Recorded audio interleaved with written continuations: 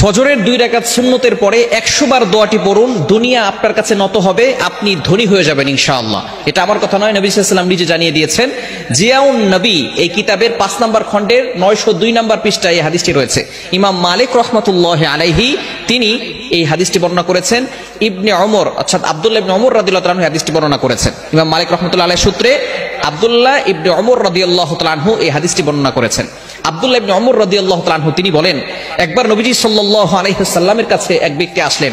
আসার পরে বললেন, ইয়া রাসূলুল্লাহ, ইয়া হাবিবাল্লাহ, দুনিয়া আমার কাছ থেকে বিমুখ হয়ে গিয়েছে, দুনিয়া আমার কাছ থেকে পৃষ্ঠ প্রদর্শন করেছে, দুনিয়া আমার কাছ থেকে হারিয়ে যাচ্ছে। ইয়া রাসূলুল্লাহ, আপনি আমাকে এমন কিছু আমল শিক্ষা দেন যাতে করে আমি দুনিয়ার কিছু সম্পদ উপার্জন করতে পারি। নবীজি সাল্লাল্লাহু আলাইহি সাল্লাম সেই সাহাবীকে বললেন, তুমি কি ফেরেশতাদের দোয়া ও আল্লাহ তাআলার সৃষ্টিজীবের সকল সৃষ্টিজীবের তাসবিহ তুমি পড়ো না? যেই তাসবিহের কারণে সকল সৃষ্টিজীবকে আল্লাহ পাক রব্বুল আলামিন রিজিকের ব্যবস্থা করেন, এই দোয়াটা কি তুমি পড়ো না? তখন নবীজি সাল্লাল্লাহু আলাইহি সাল্লাম এই দোয়াটা সেই সাহাবীকে শিক্ষা দিলেন। এই সাহাবী সেখান থেকে চলে গেলেন। চলে যাওয়ার পরে কিছুদিন তিনি আসলেন। আসার পরে বললেন, ইয়া রাসূলুল্লাহ, ইয়া হাবিবাল্লাহ, আপনি আমাকে যে দোয়াটা শিক্ষা দিয়েছিলেন এই দোয়াটার আমল আমি করেছি। এই আমল করার ফলে আল্লাহ পাক রব্বুল আলামিন আমাকে এত পরিমাণ সম্পদ দিয়েছেন, এই সম্পদ রাখার জায়গা এখন আর আমার কাছে নাই। সুবহানাল্লাহ বিহামদি। কালিমা যেটা আপনি কল্পনা করতে পারছেন, ছোট্ট একটি দোয়া, চমৎকার একটি দোয়া, সহজ একটি দোয়া, যে দোয়াটা পড়লে আল্লাহ পাক রব্বুল আলামিন আপনার কাছে দুনিয়াটাকে নত করে দিবেন। দুনিয়ায় আপনি আল্লাহ পাক রব্বুল আলামিন, দুনিয়াতেও আল্লাহ তাআলা সম্পদ দান করবেন, আখিরাতে আল্লাহ তাআলা আপনার জন্য সহজ করে দিবেন।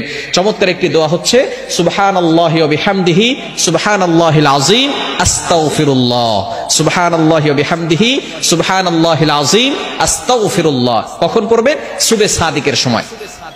এই সময়টা হচ্ছে 2 রাকাত নামাজ, অর্থাৎ ফজরের 4 রাকাত নামাজ, 2 রাকাত সুন্নত, 2 রাকাত ফরজ।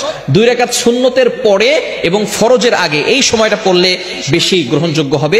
এই সময় পড়লে, কেননা আজানের পরে ইকামতের আগে দোয়া করলে সেই দোয়াটা কবুল হয়, এটা আমরা অনেকে জানি না। আদ-দুআউ লা ইউরাদ্দু বাইনাল আযানি ওয়াল ইকামা, আজান এবং ইকামতের মাঝখানে যে দোয়াটা করা হয় সেই দোয়া আল্লাহ পাক রব্বুল আলামিন অ্যাকসেপ্ট করে নেন, কবুল করে নেন।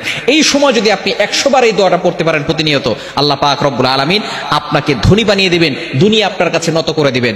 সুবহানাল্লাহি ওয়া বিহামদিহি সুবহানাল্লাহিল আযীম আস্তাগফিরুল্লাহ। বুখারী শরীফের সর্বশেষ হাদিস। চমৎকার এই হাদিসের ভিতরে 2টি বাক্যের কথা উল্লেখ করা হয়েছে। নবীজি সাল্লাল্লাহু আলাইহি সাল্লাম জানিয়ে দিয়েছেন, সাহাবায়ে কেরাম দেখবেনদেরকে একবার সামনে নিয়ে বসলেন, বললেন, ও আমার সাহাবীরা, তোমরা কি জানো কালিমাতান, এমন 2টি কালিমা আছে, হাবিবাতান ইলার রহমান, আল্লাহ পাক রব্বুল আলামিনের কাছে, রহমানের কাছে এই বাক্য দুটি খুবই প্রিয়। এমন 2টি বাক্য আছে যে বাক্য দুটি আল্লাহ তাআলার কাছে খুবই প্রিয়।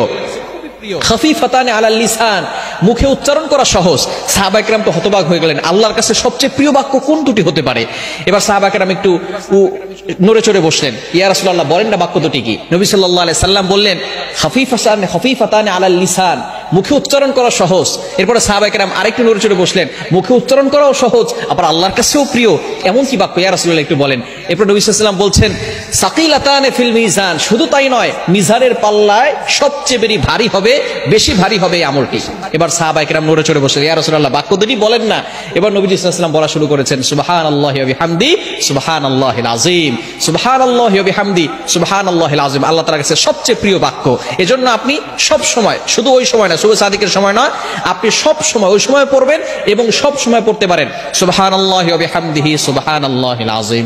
তাহলে আল্লাহ পাক রব্বুল আলামিন দুনিয়া আপনার কাছে নত করে দিবেন এবং আখিরাতেও আল্লাহ তাআলা আপনার জন্য আমলের পাল্লা ভারী করে দিয়ে আল্লাহ তাআলা আপনার জন্য জান্নাতের ব্যবস্থা করে দিবেন। এজন্য আমলটি করতে পারবো তো ইনশাআল্লাহ? আল্লাহ তাআলা আমাদের সকলকে এই আমলটি করার তৌফিক দান করে।